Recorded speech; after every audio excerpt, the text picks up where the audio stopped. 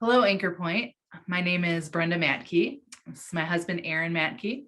This is Josh and Kendra Graham. We're all a part of the Greater Twin Ports CRU staff team.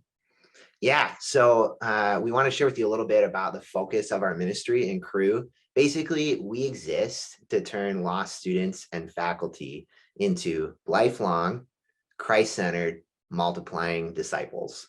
And the way we do that is kind of through our DNA. It's win, build, and send. So when we want to introduce students to Jesus, build, we want to help students that come to know Jesus or already know Jesus to grow in their faith, to become more people that know how to follow him.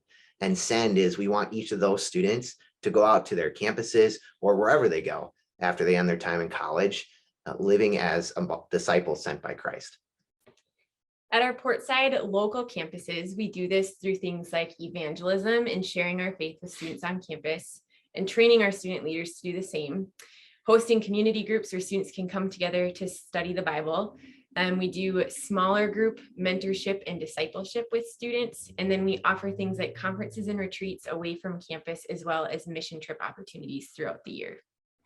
On our campuses that are a little further away than our distance locations, it looks a little bit different. We still want to see these same elements take place, but we're really counting on those things to happen through student leadership being put in place, supported by community volunteers, and then coached by us as CRU staff members.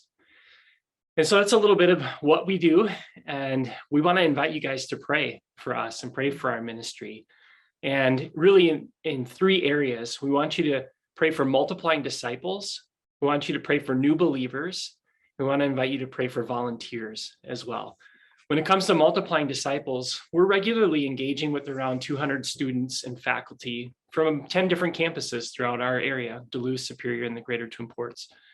And we want to invite you to pray with us that God would develop each of them into multiplying disciples and use them to draw more and more of their peers and classmates into a relationship with him.